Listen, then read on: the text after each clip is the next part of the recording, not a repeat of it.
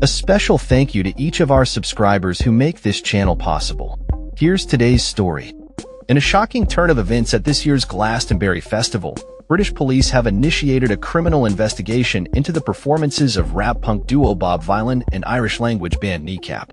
The investigation comes after Bob Vylan led a crowd of festival-goers in chants that included "Death to the IDF" and "Free Palestine," igniting a firestorm of criticism and controversy.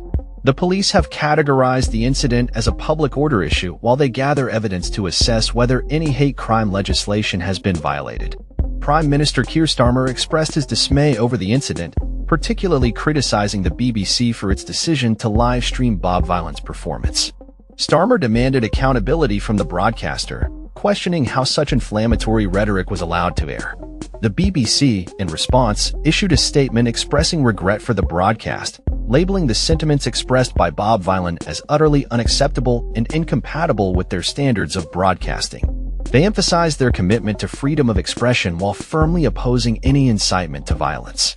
The situation escalated further when the U.S. State Department announced that it had revoked the visas for Bob Vylan's members in light of their controversial performance. The statement from the State Department condemned the duo's actions as a hateful tirade and declared that foreigners who glorify violence and hatred are not welcome visitors to our country. This decision has significant implications for the band, which was scheduled to embark on a tour in the United States later this year. During their set, Bob Vylan displayed a message on the screen that read, "Free Palestine." The United Nations have called it a genocide. The BBC calls it a conflict. This provocative statement, coupled with their chants, has drawn ire from various political figures and organizations. The Israeli embassy in London condemned the rhetoric, labeling it inflammatory and hateful. In addition to the scrutiny faced by Bob Vylan, Kneecap also drew attention for their performance, which included chants directed at Prime Minister Starmer. A member of the group, Chara, is currently facing legal charges related to a previous incident involving a Hezbollah flag, which has added another layer of controversy to the band's participation in the festival. The Avon and Somerset police have confirmed that a senior detective has been appointed to lead the investigation into both bands. The police have stated that they have received a significant amount of public feedback regarding the events at Glastonbury, acknowledging the strong feelings surrounding the issue. They reiterated their stance that there is no place for hate in society and that their investigation will be thorough and evidence-led. Bob Vylan, formed in 2017, has been known for their fusion of punk and grime music, often addressing themes of social justice, racism, and political issues in their lyrics. Following the backlash, Bobby Vylan took to social media to share his thoughts, stating that teaching future generations to advocate for change is essential for creating a better world.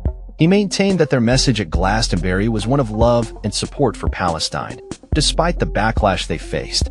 The controversy surrounding the performances at Glastonbury reflects the broader tensions related to the Israeli-Palestinian conflict, which has sparked protests and debates worldwide.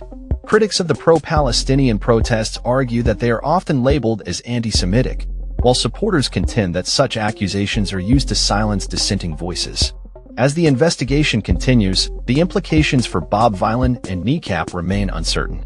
The outcome could have lasting effects on their careers, particularly in light of the revoked U.S. visas and the potential legal repercussions stemming from their performances.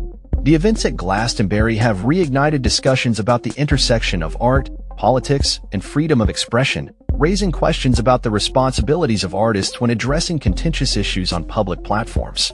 That's all for this story. We upload videos every day covering many different subjects, so hit that subscribe button to stay informed. Thanks for watching.